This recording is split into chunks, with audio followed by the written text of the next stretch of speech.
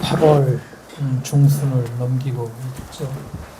아침과 저녁엔 조금 더 더위에 견딜만 하고, 행복이라는 시 하나 읽고 좀 생각을 해보겠습니다. 많이 들어보는 말이고 행복하냐 참 많이 해보는 말이지만 8월 중순에 한 번 더 생각을 해보고자 합니다. 행복, 칼 샌드버그라는 미국의 시인인데, 행복, 칼 샌드버그. 삶의 의미를 가르치는 교수들에게 나는 물었지. 행복이 무엇인지 내게 말해줄 수 있냐고. 또 나는 수천 명의 사람들을 부리는 유명한 사장들도 찾아갔지. 그들은 다 고개를 흔들고는 내게 웃음 지었어. 마치 내가 자기네들을 놀리기라도 하는 듯. 그러던 어느 일요일 오후 나는 대풀린 강가를 이리저리 걷고 있었어. 그리고 나는 봤지. 한 무리의 헝가리인들이 나무 아래 아이들과 아내들과 맥주통과 아코디언과 함께 있는 걸 봤지. 행복이라는 시입니다. 샌드버그. 다시 한번 읽어보겠습니다. 삶의 의미를 가르치는 교수들에게 나는 물었지. 행복이 무엇인지 내게 말해줄 수 있냐고. 또 나는 수천 명의 사람들을 부리는 유명한 사장들도 찾아갔지. 그들은 다 고개를 흔들고는 내게 웃음 지었어. 마치 내가 자기네들을 놀리기라도 하는 듯. 그러던 어느 일요일 오후 나는 대풀린 강가를 이리저리 걷고 있었어. 그리고 나는 봤지. 한 무리의 헝가리인들이 나무 아래 아이들과 아내들과 맥주통과 어코디언과 함께 있는 걸 봤지. 이 시는 행복이라는 참 쉽지만 또 어렵죠. 평범하고도 낯선 제목을 달고 있습니다. 칼 샌드버그는 1878년에 태어나서 1967년에 돌아가신 분인데, 지금은 이제 이분이 미국의 시카고를 대표하는 시인으로 그렇게 지금 알려져 있습니다. 일리노이주 게일스버그에서 스웨덴계 대장장이 아들로 태어난 칼 샌드버그는 미국에서 노동자들의 삶을 진솔하게 쓴 시인으로 유명합니다. 일리노이주에서 제일 큰 도시가 시카고주. 샌드버그는 집이 너무 가난해서 13살에 공부를 그만두고 우유 배달하는 마차를 몰았습니다. 그 후 몇 년 동안 호텔에서 이제 수의를 했고, 25살의 나이에 고향을 떠나서 이제 대도시 시카고로 왔습니다. 그때가 이제 때마침 미국의 큰 도시들이 근대화의 바람으로 맹렬하게 팽창하는 그 시기였습니다. 가난한 노동자 출신 젊은이가 아는 사람 없는 그런 대도시에서 할 수 있는 일이라고는 몸으로 때우는 일밖에 없었습니다. 그래서 벽돌공에서부터 이발소 점원, 접시 닦기 등 온갖 직업을 전전하던 샌드버그는 그 생생한 경험을 시의 진료로 삼았습니다. 그 샌드버그의 대표 시가 바로 시카고라는 시입니다.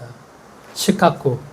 제가 2001년 여름방학 때 가족들하고 시카고 방문한 적이 있었는데, 시카고를 갔다 오니까 그때가 8월 말 정도 됐는데, 여름방학 끝나고 그 다음에 계약하고서 한 열흘 정도 있으니까 9.11 테러가 바로 이때 일어났죠. 그래서 내가 그 미국을 시카고를 다녀왔던 거고 9.11 테러를 소상하게 기억을 합니다. 시카고는 새로운 근대화의 중심지이자 문화의 중심지, 미국의 힘의 상징으로 거듭나는 그런 대도시 시카고를 그리고 있습니다. 칼 샌드버그의 시카고는 급진적이고 민중적이고 실험적인 요소로 샌드버그의 대표시로 자리매김을 했습니다. 샌드버그는 링컨의 그 전기를 총 6권의 정말 어마어마한 분량으로 쓰기도 했는데, 바로 이 전기를 써서 퓰리처상을 받았습니다. 오늘 뜬금없이 이 칼 샌드버그의 행복이라는 짧은 시를 읽고서 행복이 무엇일까 수없이 질문하는 거지만, 우리가 또 나이가 들어가고 있지만 우리는 언제 행복을 느낄까 사전에 따르면 행복은 복된 운수. 생활에서 충분한 만족과 기쁨을 느끼어 흐뭇한 상태. 사전을 찾아보는 게 이렇게 정의를 하죠. 그럼 생활에서 느끼는 만족과 기쁨은 어디에서 오는 걸까? 근데 이 질문에 답하기 위해서 이제 거꾸로 한번. 그럼 우리가 무엇이 없을 때 우리는 불만스러운지 혹은 슬프고 힘든지를 물어보는 것도 조금 구체적인 한 방법이 될 수 있습니다. 현대를 살아가는 우리들에게 우리를 가장 많이 올가매는 것은 돈이죠. 명예도 될 수 있고, 그다음에 권력, 혹은 어떤 사람, 많은 사람들에게는 또 지식도 될 수 있겠죠. 그래서 시인은 바로 여기서 출발을 합니다. 행복에 대해서 첫 번째로 묻는 사람이 바로 대학 교수입니다. 대학 교수를 찾아가서 참 많이 배웠으니까 행복이 무엇인지 이렇게 물으니까 그런데 이 교수는 행복이 뭔가라는 질문에 대답을 주지 못합니다. 근데 학식과 지성의 대명사, 참 명예롭고 고상한 직업인데 행복이 뭔지 왜 대답을 못할까? 그래서 시인은 바로 사업가들을 만나죠. 사업가들은 바로 돈을 상징하는 인물입니다. 근데 이제 이 시에서 교수나 사업가가 모두 행복이 무엇이냐 이런 질문을 하는 시인을 향해 야, 너 뭐 하고 있어? 너 우리 가지고 놀고 있는 거야? 이렇게 생뚱맞은 표정으로 봅니다. 아마 이 질문은 평소에 그 사람들이 살면서 한 번도 해보지 않은 어떤 질문일 것입니다. 그러니까 이런 질문을 묻는 사람들에게 야, 너 나를 놀리는 거냐 이렇게 보고 있죠. 그러니까 그 질문에 생경함의 놀림을 받고 있다는 생각을 하는 것이죠. 두 번의 실패 끝에 교수와 사업가들, 시인은 행복이 무엇인가에 대한 대답을 직접 하지 않죠. 그 대신 어느 일요일로 가장 한적한 시간에 거닐면서 만난 어떤 풍경을 목판화처럼 과장 없이 간결하게 그리고 있습니다. 강가에서 놀고 있는 데플린 강가가 그 일리노이주 시카고로 흐르는 그 강인데 그 강가에서 놀고 있는 한 무리의 사람들을 본 풍경을 목판화처럼 간결하게 그려냄으로써 이 시는 행복이 과연 무엇일까는 질문을 다시금 끄집어냅니다. 그래서 휴일에 나무 아래서 식구들과 맥주를 마시며 즐거이 아코디언을 연주하는 삶. 여기에 노래가 있죠. 휴식이 있죠. 가족이 있습니다. 근데 왜 하필 수많은 사람들 중에서 헝가리인들일까? 그들은 당시 미국 사회에서 가장 힘들게 생활하는 이민자 그룹을 대표하기 때문에 이 헝가리인들을 골랐죠. 그래서 이 시의 묘미는 바로 이처럼 이름 없이 고향을 떠나와 새로 도착한 그런 사회에서도 중심이 되지 못하고 밀려난 사람들을 풍경의 중심으로 호출하는데 아마 이 시에 좀 어떤 묘미가 있죠. 아무도 주목하지 않는 사람들의 일상, 달콤하고 행복한 자유를 누리는 장면을 포착한 시인의 시선은 그래서 아름답고 담대합니다. 배움 많은 교수도 부자 사업가도 잘 알지 못하는 행복은 나무 그늘 아래 있었습니다. 일요일 어느 강가에서 아이들과 아내와 함께 노래를 부르는 순간 가난하고 팍팍한 일상에서 아마 이들에게 주어진 휴식은 바로 그때뿐일 것입니다. 하지만 그 일요일 오후에 강가 나무 그늘에서 음악과 맥주, 술과 가족과 함께하는 그 순간은 지상의 어떤 고상하고 대단한 것도 대체하지 못하는 함께 살아있음 때문에 환하게 빛나고 있습니다. 이게 바로 행복이다라고 시인은 단언하지 않지만 이 시는 행복이 무엇인지에 대해서 명징하게, 분명하게 알려주죠. 돈이나 어떤 지식이나 지성, 명예 그 어떤 것도 행복의 자리에 쉽게 들어올 수 없죠. 가족에 대한 사랑과 배려, 함께 있음. 함께 있으면서 나누는 그 순간의 환한 웃음. 그가 바로 행복이 아닐까. 이렇게 이 시인이 우리에게 알려주고 있죠. 평생을 노동자의 벗으로 살았던 시인 칼 샌드버그는 아무리 가난하고 힘겨운 삶이라 하더라도 살아있는 일상에서 함께하는 시간 속에서 가장 반짝이는 생의 환희가 있음을 잘 표착해냅니다. 뜬금없이 8월의 중간에 오늘 칼 샌드버그의 행복을 제가 한번 이야기한 이유가 우리는 왜 늘 행복보다는 불행에 더 익숙할까?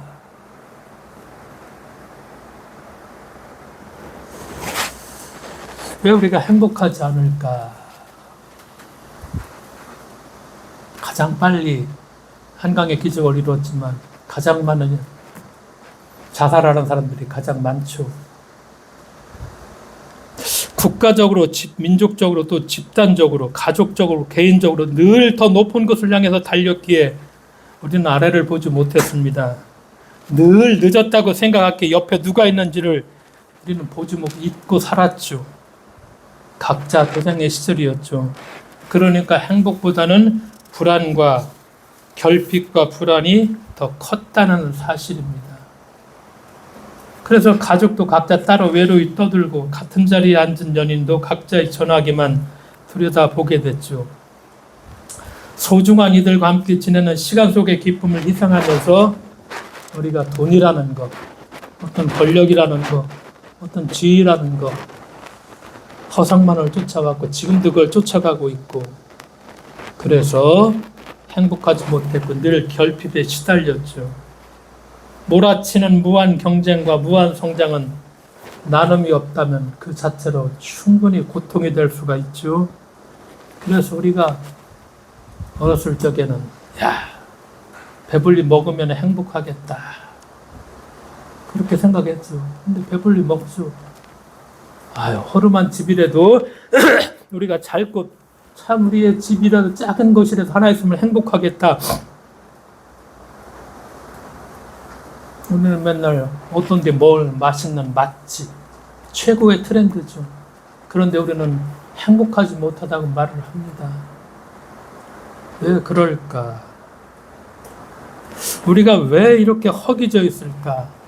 이걸 한번 물어야 됩니다. 그래야지 나이가 들어서라도 우리가 행복에 대해서 좀 얘기할 수 있죠. 그러니까 내 속에 늘 끊임없이 잠재되어 있어. 뭐가? 결핍과 불안이. 그러니까 이 결핍과 불안을 우리가 마주하고서 이 결핍과 불안을 정말 딱 이게 내려놔야 되는데 이거 내려놓지를 못해. 그래서 징징대고 우리가 늘 편안하게 잘 수 있고 어떤 문화적인 혜택을 다 받고 있다고 하면서도 우리 행복하지 못하죠. 이 샌드버그의 시를 보고서 교수를 찾아가고 사업가를 찾아가는데 생뚱맞은 왜 돈과 권력을 계속해서 죽을 때까지 쫓아가야 되니까 무슨 얘기야 너 지금 내가 지금 이걸 위해서 쫓아가고 있는데 그런 생각 하나도 못 해봤는데 느닷없이 와서 행복이 뭐냐 물으니까 참 생뚱맞죠. 우리가 이 결핍이라는 거 어렸을 적에 불안이라는 거 그래서 이것이 아직도 우리의 속에 잠재되어 있지 않나. 이것이 먼저야 항상. 생의 순간에 포착하는 그냥 일요일 오후에 그 강가 나무 그늘에서 가족들과 맥주 한잔 마시고 노래를 부르고 악기가 있고 그 순간에 그 생의 환희들 같이 우리가 나이가 들어가면서 결핍과 불안이 있으니까 죽는 거 순간까지 두렵죠. 행복해야지 우리가 죽는 것도 넉넉하게 받아들이는데 그렇죠. 나이가 들었음에도 불구하고 행복이라는 거 칼 샌드버그의 짧은 시지만 생각을 같이 한번 해보면서 내가 한번 좀 내 속에 잠재되어 있는 것들을 마주해서 끄집어내고 그래서 정말 버려야 될 것들은 과감하게 버려야지 그런 생각을 해보았습니다. 오늘 본문 가라지의 비유를 우리가 잘 알고 있죠. 성경에 농부가 씨를 뿌렸고 거친 밭을 잘 고르고 거름도 뿌리고 물도 주고 잘 가꾸었죠. 그런데 어느 날 밭에 보니까 곡식 사이에 이상한 것들이 나타났죠. 참 비슷해. 근데 다른 게 여기저기에서 막 자라나죠. 가라지죠. 이 가라지는 뿌리도 더 길게 뻗어서 곡식이 먹어야 할 양분을 빼앗아 먹으며 그야말로 이 가라지가 극성을 부리죠. 농사를 접으면 우리가 다 알게 되죠. 이 가라지를 어떻게 해야 할까? 이 가라지가 또 원수가 부렸대. 모조리 확 뽑아버려야 하지 않을까? 이것을 종들이 보고서 막 주인에게 달려가서 알리죠. 근데 주인은 좀 이상해. 가라지를 뽑아버리자는 종들에게 주인은 그냥 내버려 두라. 그냥 내버려 두라. 이렇게 주인이 얘기를 합니다. 우리는 여기서 이 주인 농부가 왜 그러는지 그 마음을 잘 보아야 되죠. 왜 이 농부의 마음이 바로 하나님의 마음이고 그 마음을 잘 읽어야 된다는 것이죠. 그러니까 이 가라지의 비유는 농사 이야기를 빗대서 사실은 우리가 살아가는 세상과 역사를 이야기하고 있죠. 좋은 씨를 뿌린 밭에 가라지가 극성하듯이 우리가 살아가는 세상에는 언제나 가라지와 사이비가 극성을 부리죠. 마태복음 시대에도 그랬고 지금 우리가 사는 세상에도 악한 권력이 나타나고 거짓과 폭력이 막 판을 치게 되죠. 가라지들이 판을 치는 그런 세상이 되기도 하죠. 세상의 통치자들은 폭력을 좋아하죠. 오늘 우리들의 삶도 가라지와 사이비가 너무 많아서 사람들이 사이비를 잘 구별하지 못하는 이 지경에까지 이렇게 이르게 되었죠. 이 가라지를 어떻게 해야 할까? 하나님은 왜 저 악한 가라지들을 한꺼번에 모조리 뽑아버리지 않는 걸까? 요즘 약도 좋아서 제초제 한 방이면 시원하게 채워버릴 텐데 왜 하나님은 가라지를 그냥 내버려 두시느냐? 이렇게 우리가 충분히 말할 수가 있고 따져볼 수도 있죠. 농부가 왜 가라지를 그냥 내버려 두라고 하는 걸까? 농부의 대답이 13장 29절에 있죠. 아니다.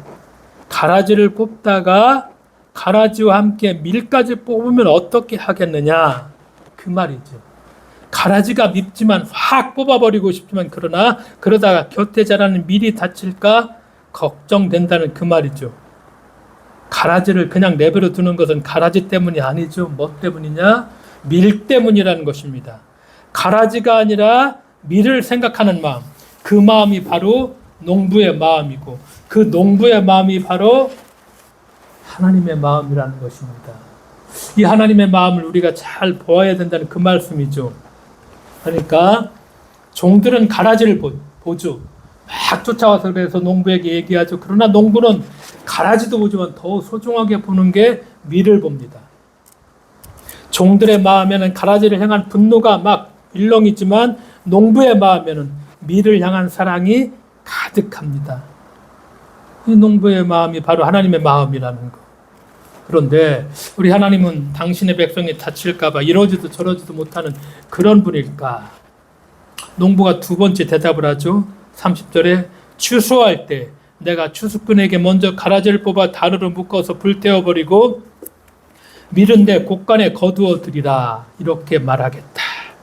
그러니까 내버려 두라는 말씀은 저 가라지를 그냥 내버려 두겠다는 뜻이 아니라 추수할 때까지 기다리라는 것.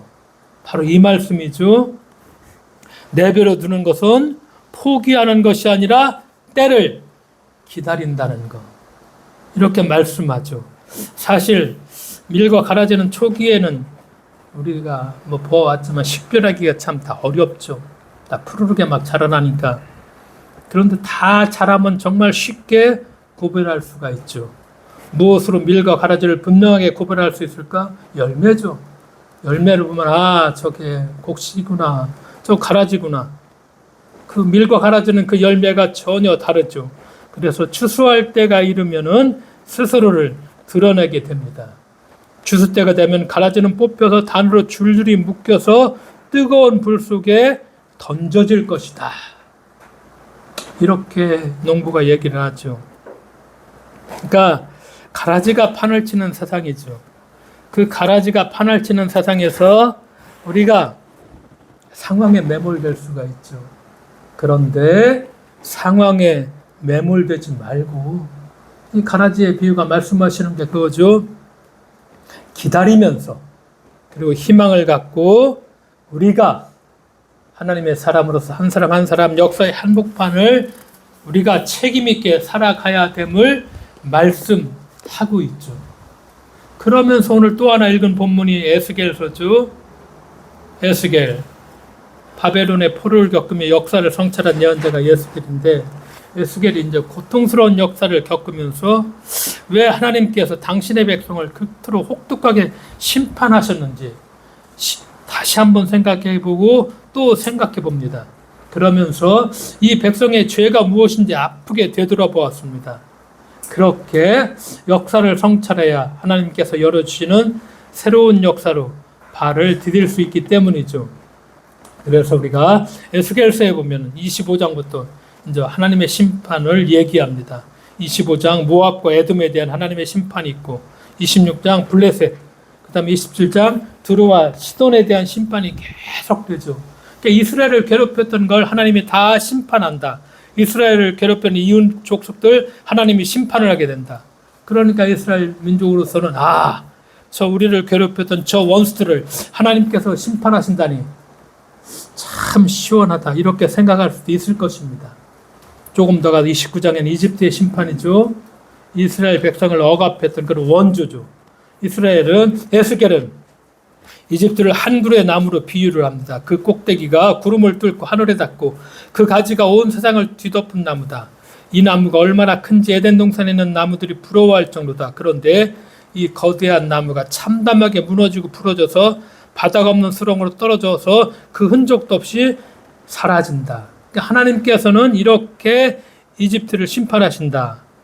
그러니까 이집트에 대한 심판은 모든 어떤 교만한 제국에 대한 심판, 아까는 조그마한 이스라엘 주변의 작은 나라들에 대한 심판을 얘기하면서 이집트는 거대한 제국을 통칭해서 하나님이 이제 이 교만한 제국에 대한 심판을 할 것이다. 그러니까 이스라엘을 괴롭혔던 주변 족속들을 심판하고 제국까지 심판했으니 이제는 이스라엘의 새로운 시대가 열리는가? 에스겔은 아니다, 이렇게 얘기합니다.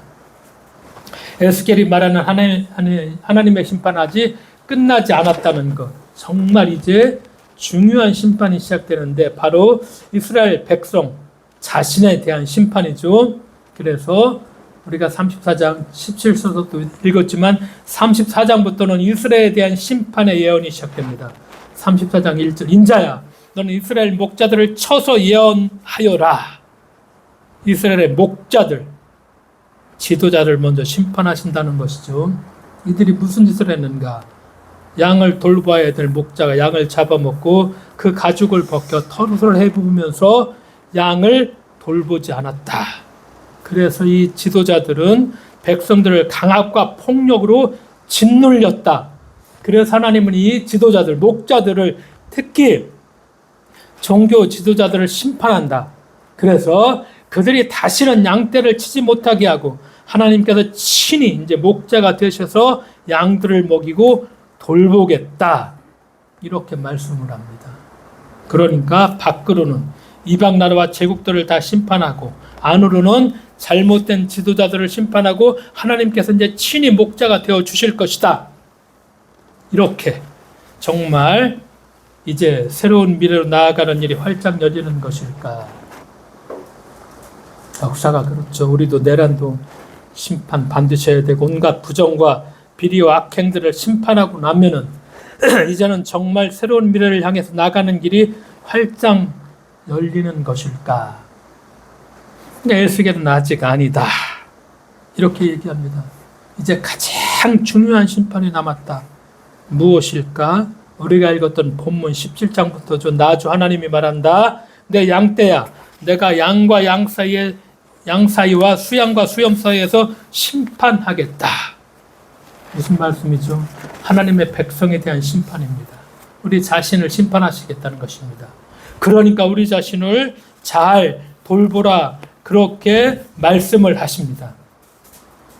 세상이 다 바뀌어도 정작 나라는 거 우리가 바뀌지 않는다면은 무슨 소용이 있겠는가?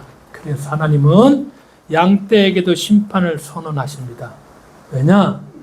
하나님의 백성은 영혼 없는 좀비가 아니라는 사실이죠. 우리가 스스로 생각하고 스스로 일어서고 스스로 자기 삶을 살아내고 스스로 새로운 미래를 열어가는 주인이 우리가 되어야 된다는 말씀입니다. 그러니까 구약의 예언자들이 참 많죠. 근데 에스겔하고 딱 구별되는 점이 한 가지가 있습니다. 이 에스겔 예언자의 특색이 뭐냐면은 이스라엘 공동체도 얘기하지만 더 주목하는 것이 개인입니다. 그러니까 개인주의적 성향이 강하다. 이렇게 신학자들은 에스겔 예언자를 평가를 많이 합니다. 그런 말씀이 에스겔서에 많이 나와 있습니다. 그런데 이 에스겔이 말하는 것은 결코 개인주의가 아니라는 것입니다. 무슨 말씀이냐? 세상이 다 악하다고 그냥 거기 편승하지 말라는 것입니다. 세상이 다 그렇게 흘러가는데 나 하나 거스르는 게 무슨 소용이 있겠냐? 그렇게 고개 숙이지 말라는 그 말씀입니다. 에스겔서에서 말을 하죠. 눈을 씻고 찾아도 의인 한 명 찾을 수 없는 예루살렘 도성인데 거기에 바르게 살려고 애쓰는 사람 하나 정말 귀하고 소중하다. 그렇게 에스겔이 얘기를 합니다. 에스겔 시대에도 그렇지만 세상에는 사이비 거짓 예언자들이 판을 쳤습니다. 그렇죠? 그러니까 속이는 자들이 너무나 간교해서 속아 넘어가지 않는 거 참 힘들 때가 많다는 것입니다. 그러나 그럼에도 불구하고 사이비 가라지에 속아 넘어가는 사람들, 이거 아무 죄가 없다, 이거 아니라는 것입니다. 정신 차리라는 것입니다. 정신 바짝 차리고 하나님의 백성답게, 하나님의 사람답게 살아가는 것이죠. 왜? 우리가 좀비가 아니라는 것이죠.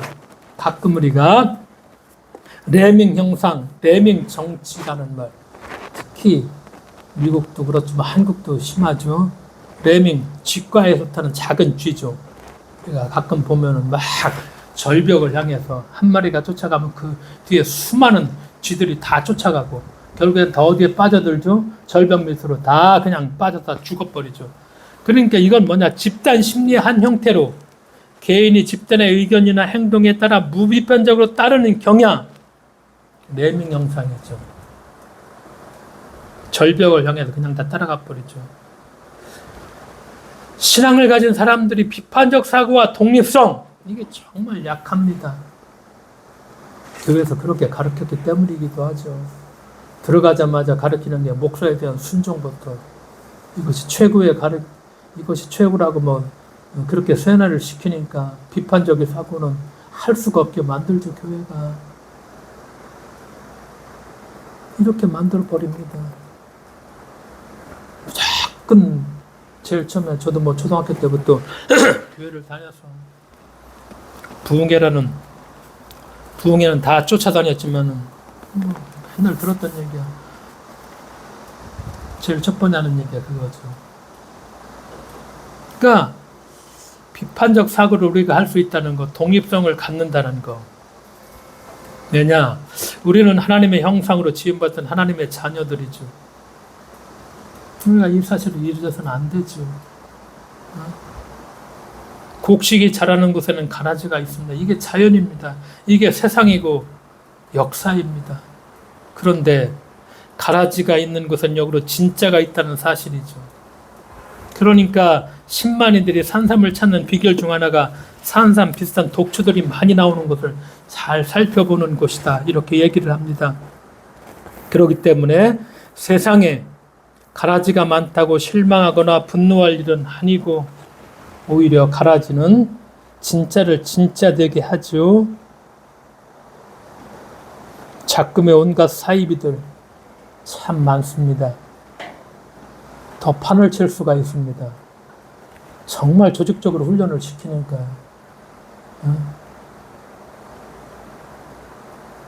이걸 우리가 정신을 차려야 됩니다. 그 온갖 사이비들 가라지 속에서 우리가 스스로를 잘 구별하고 우리가 살아있는 한 사람의 인격체로서 비판적 사고와 독립성을 가지고 스스로를 잘 지켜내면서 그래서 우리를 다시 성찰해보고 우리를 다시 돌아보면서 어느새 우리 마음밭에 자라고 있는 사이비가 있나, 우리 삶 속에 내 삶 속에 가라지가 있지는 않나, 그래서 가라지가 무성한 세상에서 우리가 정말 하나님의 지음받은 그런 하나의 자녀들로서 깨어서 우리가 파수꾼의 역할을 감당해내면서 그렇게 오늘을 살아가는 책임이, 그 사명이 우리에게 있음을 우리가 결코 잊어서는 안 될 것입니다. 기도하겠습니다. 하나님 아버지 감사드립니다. 하루하루의 삶 속에서 주님,